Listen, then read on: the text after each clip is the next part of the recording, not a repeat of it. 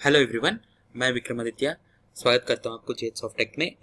ये सेशन में मैं पूरी तरह से हिंदी में आपको एसएपी आर्किटेक्चर के बारे में समझाऊंगा और जो भी आपका क्वेश्चंस हैं आप कमेंट बॉक्स में डाल सकते हैं। उसके बारे में भी मैं वीडियो बनाने के लिए कोशिश करूंगा। तो ये एसएपी R3 आर्किटेक्चर जो है स्पेसिफिक एसएपी सॉफ्टवेयर्स के लिए नहीं है। बहुत सारे दूसरे सॉफ्टवेयर्स में भी हम लोग R3 real time 3 tier architecture हम लोग यूज़ करते हैं। ये बहुत ही पॉपुलर आर्किटेक्चर है। हम लोग समझेंगे। पहले 1 टायर आर्किटेक्चर से हम लोग स्टार्ट करेंगे, उसके बाद 2 टायर और 3 टायर आर्किटेक्चर के बारे में समझेंगे। यहाँ पे पहले हम समझेंगे real time software. Real time software होता क्या है। तो पहले फर्स्ट जो सॉफ्टवेयर था एसएपी का आर्किटेक्चर था, वो रियल टाइम 1 टायर आर्किटेक्चर था। 1 टायर आर्किटेक्चर क्या है, 2 टायर आर्किटेक्चर क्या है और 3 टायर आर्किटेक्चर क्या है, उसके बारे में हम समझेंगे। और रियल टाइम सॉफ्टवेयर क्या है, रियल टाइम का मतलब क्या है। जैसे कि ये एसएपी का जो भी सॉफ्टवेयर है वो उसको रियल टाइम माना जाता है। रियल टाइम का मतलब ये है कि अगर मैं आपको लाइव क्लास ले रहा हूँ, मैं बात कर रहा हूँ, आप सुन रहे हैं, तो उसको हम लोग रियल टाइम बोलते हैं। अगर जो रिकॉर्डेड वीडियो है उसको नॉन रियल टाइम बोलते हैं। तो जैसे आपका एक लाइव मैच चल रहा है और लाइव मैच आप क्रिकेट का लाइव मैच देख रहे हो, तो वो रियल टाइम है। मगर आप जो रिकॉर्डेड वाला पुराना देख रहे हो तो उसको नॉन रियल टाइम कहा जाता है। तो एसएपी का सॉफ्टवेयर को रियल टाइम इसलिए कहा जाता है क्योंकि ये जो सॉफ्टवेयर है, कोई भी डिपार्टमेंट का कोई भी बंदा अगर कोई भी डेटा एंटर करता है सॉफ्टवेयर में, तो वो वाला दूसरे दूसरे डिपार्टमेंट के दूसरे लोगों को वो रीच होता है। मतलब उन लोग एक्सेस कर सकते हैं वो सॉफ्टवेयर को, तो वो डेटा को। मतलब एक फाइनेंस डिपार्टमेंट का बंदा एक डेटा एंटर करता है तो उसको एचआर डिपार्टमेंट वाला देख सकता है बिल्कुल उसी टाइम में। मतलब जब सेव हो जाता है डेटाबेस में, इमीडिएटली उन लोग देख सकते हैं। तो इसीलिए उसको रियल टाइम बोलते हैं। तो उसमें टाइम लैग नहीं होता है कि आज आपने अपडेट किया 10 दिन के बाद दूसरे डिपार्टमेंट वाले देख सकते हैं, ऐसा नहीं होता है। तो रियल टाइम होता है, तो इसीलिए उसका नाम रियल टाइम रखा गया था। तो जो भी एसएपी के सॉफ्टवेयर है वो सब रियल टाइम ही कहा जाता है। तो real time 3 tyre software, real time 2 tyre software, real time 3 tyre software. तो रियल टाइम का मतलब ये हो गया कि अब जो भी है लाइव है। मतलब जो भी है बिजनेस जब आप करते रहते हो सॉफ्टवेयर में, आप जो भी डेटा अपडेट करते रहते हो, वो डेटा आपको बिल्कुल उसी टाइम में दूसरे सब लोगों को अवेलेबल होता है। मगर ये 1 टायर 2 टायर 3 टायर का सिस्टम का कॉन्सेप्ट क्या है, हम लोग उसके बारे में अभी समझेंगे। तो रियल टाइम 2 टायर, ये जो रियल टाइम 3 टायर जो है, ये दो प्रॉपर्टीज है सॉफ्टवेयर का, जिसका जिसको कंबाइन करके उन्होंने लगाया R3। R3 माने real time 3 tyre software. So real time एक प्रॉपर्टी हो गया एंड 3 टायर और एक प्रॉपर्टी हो गया। तो 3 टायर सॉफ्टवेयर क्या है उसके बारे में हम लोग समझेंगे।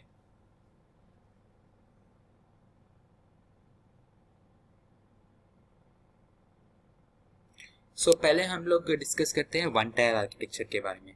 अगर समझ लीजिए कि आपका एक लैपटॉप है या डेस्कटॉप है, उसका लैपटॉप या डेस्कटॉप है, तो वो एक लैपटॉप और डेस्कटॉप को अगर आप नेट के थ्रू कनेक्ट नहीं करते हो और सिर्फ वो स्टैंड अलोन सिस्टम है, मतलब एक ही लैपटॉप है जिसमें आप डेटा क्रिएट करते हो। जो भी आपने डेटा क्रिएट किया लैपटॉप के अंदर या डेस्कटॉप के अंदर, तो वो डेटा उसी में रहेगा। समझ लीजिए कि वो इंटरनेट के थ्रू कनेक्टेड नहीं है और किसी भी सर्वर को कनेक्टेड नहीं है, तो ये डेटा इसी में रहेगा।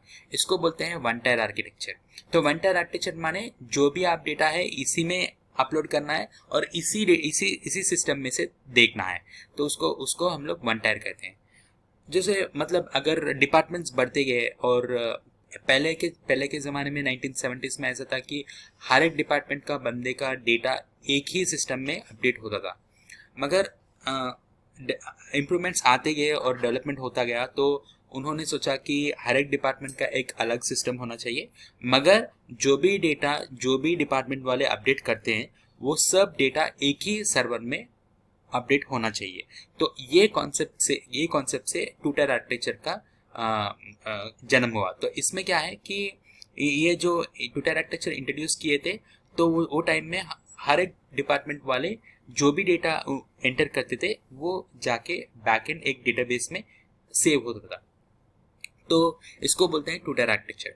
टू टायर आर्किटेक्चर में चैलेंजेस ये थे कि जो भी डेटा अभी आप लोड कर रहे हैं ठीक है वो सर्वर में हो रहा है, मगर समझ लीजिए कि ये डेटाबेस 3 क्लाइंट्स के लिए डिज़ाइन किया गया है, मगर अगर क्लाइंट्स एक ही बार में 30 क्लाइंट्स हो जाते हैं तो वो 30 क्लाइंट्स का डेटाबेस में अपडेट एक ही बार होने के टाइम हो सकता है कि डेटाबेस पे लोड पड़े। तो डेटाबेस डिज़ाइन किया गया है 3 क्लाइंट्स के लिए, मगर हम लोग यूज़ कर रहे हैं 30 क्लाइंट्स, तो वो टाइम में डेटाबेस क्रैश हो सकता है या डेटाबेस का स्लो हो सकता है। इसको अवॉइड करते हुए उन्होंने सोचा कि 3 टायर आर्किटेक्चर बनाए। तो 2 टायर आर्किटेक्चर का जो रेस्ट्रिक्शंस है, जिसके जो प्रॉब्लम्स है, उसको माइंड में रखते हुए उन्होंने 3 टायर आर्किटेक्चर डेवलप किया। जो ये 1 टायर आर्किटेक्चर का था वो 70s में था, 2 टायर आर्किटेक्चर 1980s में थोड़ा पॉपुलर था। 1990s में उन्होंने 3 टायर आर्किटेक्चर इंट्रोड्यूस किया। तो 3 टायर आर्किटेक्चर में होता ये है कि एक क्लाइंट और डेटाबेस ये ऐसे ही होते हैं, इनके बीच में जो होता है ये एप्लीकेशन टायर एक इन्होंने इंट्रोड्यूस किया, जिसको हम लोग हॉरिजॉन्टली देखेंगे। यहाँ पे देखिए आप, डेटाबेस टायर है, एप्लीकेशन टायर है और प्रेजेंटेशन टायर है। सो डेटाबेस टायर जो आप यहाँ पे देख रहे हो राइट साइड में, वो यहाँ पे नीचे है, और जो आप यो क्लाइंट्स देख रहे हैं ये ऊपर है। तो माने कि जो क्लाइंट्स है वो ऊपर प्रेजेंटेशन सर्वर में है और प्रेजेंटेशन टायर में है, और जो डेटा आपका है वो डेटाबेस टायर में है। तो अभी उसके बाद जो है बीच में उन्होंने इंट्रोड्यूस किया एप्लीकेशन टायर। एप्लीकेशन टायर का मेन फंक्शनलिटी ये है कि डेटाबेस पे जो लोड पड़ता है उसको कंट्रोल करे, और उस पर सिस्टमेटिकली जो भी रिक्वेस्ट प्रेजेंटेशन टायर से आता है उसको प्रोसेस करके उनको फिर इंफॉर्मेशन या बैक आउटपुट दे। तो इनपुट लेना है या आउटपुट देना है, तो इसके लिए हम लोग डिस्पैचर का यूज करते हैं। तो एप्लीकेशन टायर में मेन फंक्शनलिटी डिस्पैचर का होता है। जो डिस्पैचर करता क्या है कि वो सब रिक्वेस्ट पहले लेता है, लेके हर एक रिक्वेस्ट को एक वर्क प्रोसेस को असाइन करता है। हर एक वर्क प्रोसेस डेटाबेस को कांटेक्ट करता है और उस डेटा को प्रोसेस करता है। तो इस प्रोसेस में जो है, हर एक वर्क प्रोसेस में जो भी डेटा प्रोसेस होता है उसको लेके जाके फिर प्रेजेंटेशन टायर के थ्रू प्रेजेंटेशन टायर में वो डेटा आउटपुट आता है। तो ये प्रोसेस को हम लोग 3 टायर आर्किटेक्चर में देख सकते हैं। तो ये वर्क प्रोसेस और डिस्पैचर का कॉन्सेप्ट को आप एक सिंपल एग्जांपल लेके हम लोग और अच्छी तरह समझ सकते हैं। जैसे कि एक बीपीओ है, मतलब एक कॉल सेंटर है। जैसे कॉल सेंटर में एक मतलब एयरटेल या रिलायंस जियो का एक कॉल सेंटर है, जिसमें आप कॉल करते हो कस्टमर सर्विस डिपार्टमेंट को। तो कस्टमर सर्विस डिपार्टमेंट में होता ये है कि एक जो कॉल सेंटर एग्जीक्यूटिव है उनको एक कॉल मैप होता है। तो हर एक कॉल जो है, हर एक टाइम में एक बंदा एक ही कॉल अटेंड कर सकता है। तो वो एक कॉल वो उन लोग प्रोसेस करते हुए टाइम में, अगर समझ लीजिए कि 3 कस्टमर सर्विस एग्जीक्यूटिव्स बैठे हुए हैं और 3 कॉल्स ऑलरेडी ले चुके हैं, तो 4th वाला कॉल जो आता है अपने जो कॉल सेंटर को, वो उसमें उनको एक मैसेज आता है कि आपका कॉल हमें बहुत इम्पोर्टेंट है, आप प्लीज़ वेट कीजिए, हमारे जब भी जो भी एग्जीक्यूटिव फ्री होंगे इमीडिएटली आपका कॉल लेंगे। तो मतलब क्या है कि वो वहाँ पे वेटिंग में है, तो आपका कॉल जो है वहाँ पे डिस्पैचर के अंदर वेटिंग में है। तो वो वेटिंग का जो प्रोसेस है उसको यहाँ पे डिस्पैच, हमारे ये जो 3 टायर आर्किटेक्चर है उसमें डिस्पैचर वो कंट्रोल करता है। डिस्पैचर करता क्या है कि ये वर्क प्रोसेस, अगर सब वर्क प्रोसेस बिजी है तो वो जो नेक्स्ट वाला रिक्वेस्ट है उसको क्यू में रखता है। तो वो क्यू जो है वो डिस्पैचर के अंदर रहता है, उसके हिसाब से वो वर्क प्रोसेस को प्रोसेस थ्रू करता है। तो सब वर्क प्रोसेस एक वर्क करता है। उसके बाद डेटाबेस में प्रोसेस होता है, प्रोसेस होने के बाद वो आउटपुट यहाँ पे प्रेजेंटेशन टायर में आता है। तो इसमें ये जो 3 टायर आर्किटेक्चर है, इसके अंदर एप्लीकेशन टायर का बहुत ही ज़्यादा इंपॉर्टेंट रोल होता है, क्योंकि जो डेटाबेस टायर है और प्रेजेंटेशन टायर है वो तकरीबन वो जो टू टायर आर्किटेक्चर में है उसी के सिमिलर में रहता है। मगर जो एप्लीकेशन टायर है इसमें डिस्पैचर रहता है, बफरिंग प्रोसेस रहता है, वर्क प्रोसेस रहता है।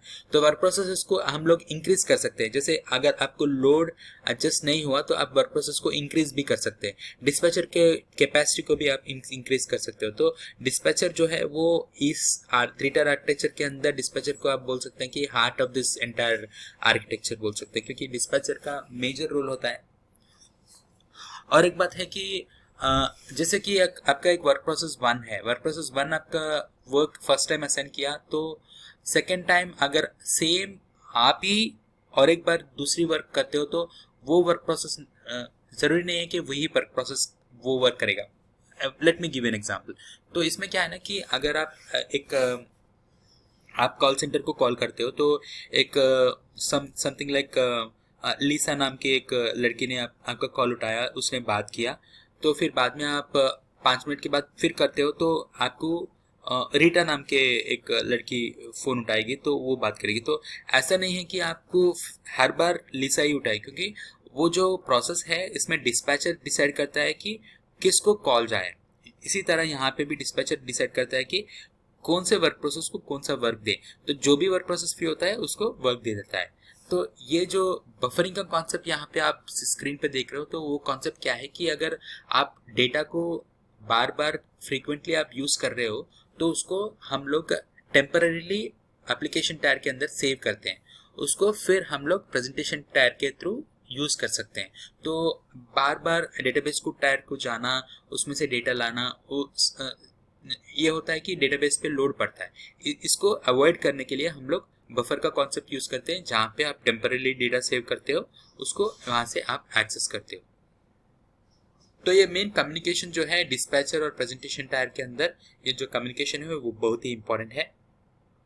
तो इसके बारे में हम लोग और बहुत सारे डिटेल्स हम लोग डिस्कस कर सकते हैं। मतलब हर एक मॉड्यूल का, मतलब अगर आप ABAP पर्सपेक्टिव में जाए तो इसके बारे में और इंटरनली ज़्यादा डिस्कस कर सकते हैं।